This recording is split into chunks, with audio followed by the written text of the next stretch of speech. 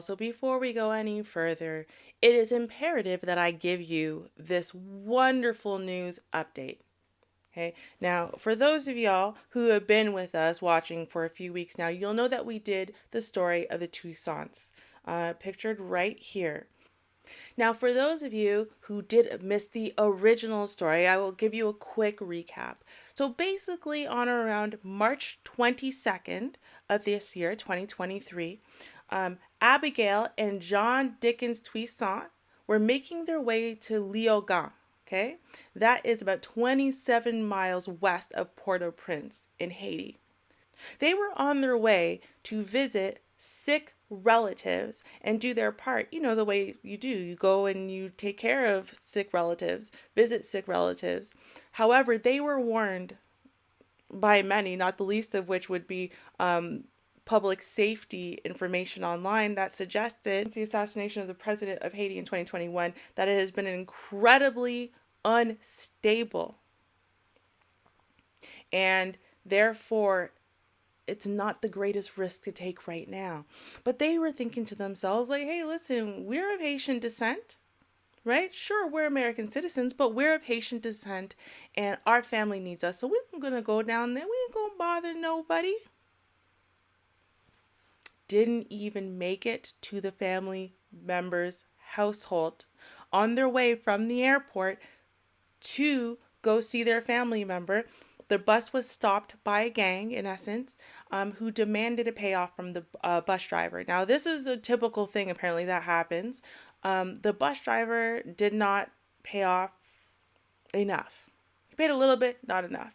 So they decided to snatch up some folks so that way they could ask for direct ransom to get paid. We'll say the difference of what the bus driver didn't give them, but in reality, way more than what the bus driver had originally denied them. Now, when we say way more, they initially made the first ransom demand. And although the family could scarcely afford this, $6,000, they did definitely make that payment to the kidnappers, right? They love their family, and Abigail and Jean-Dickens Toussaint have a 2-year-old child at home waiting for them. Unfortunately, this wasn't enough. The kidnappers soon demanded more. Now, some reports say something like, well, they only paid the $2,000 of the $6,000, and then they were able to get the additional $4,000 from well-wishers, perhaps from government support, something. We're not really 100% sure. The reports are quite unclear. What we do know is that after that, the kidnappers did definitely raise the ransom demand. Depending on what report you look at, the amount demanded was somewhere between $400,000 and $600,000.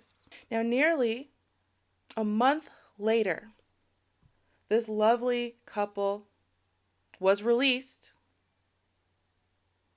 in Haiti, where they first went to a family member's house to, as they said, clean up. And then they did actually end up making it all the way home. So let's take a look at their petition on change.org, because that is where right now we have the majority of the updates. We don't currently have anyone from the family or the couple themselves speaking out. So let's take a look here, right? So you have this change.org petition that was updated for us. And one of these updates right here says, thank you so much for signing and sharing. There aren't really enough thank yous in the world to express our gratitude on how much all of this helps us. My family and I want to be clear that you do not need to donate money to boost the petition. You can just share. Christy's part of the family. Right now you can see that that was March 26th. And that was one of the first updates. Now I want to take a look at the next update because this is the important one. And as you can see right here, this update was April 17th of 2023, right? So nearly a month later, we see the update. It says, they are back home.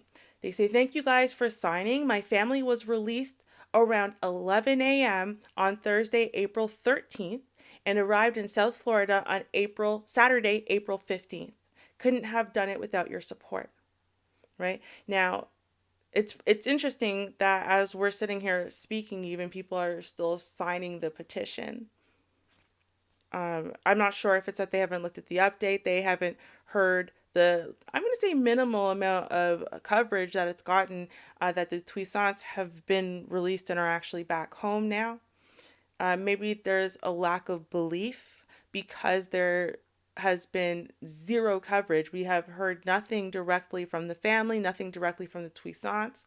So that might be why it is that people still feel the need to come in and sign the petition. However, I did want to give you guys that update. Listen, they are home, they are safe, and as of right now, there is not a travel ban, but rather a complete and utter warning that travel should be banned.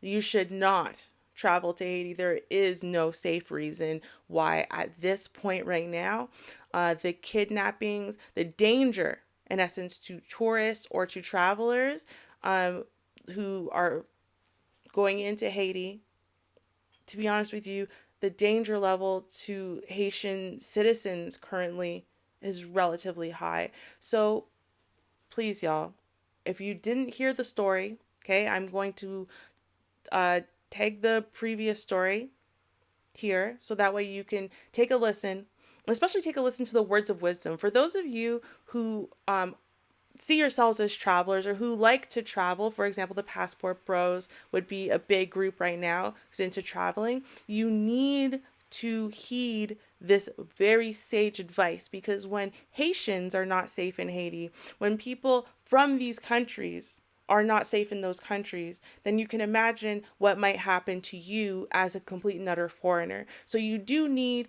to heed the words of wisdom, and travel as safely as possible, y'all.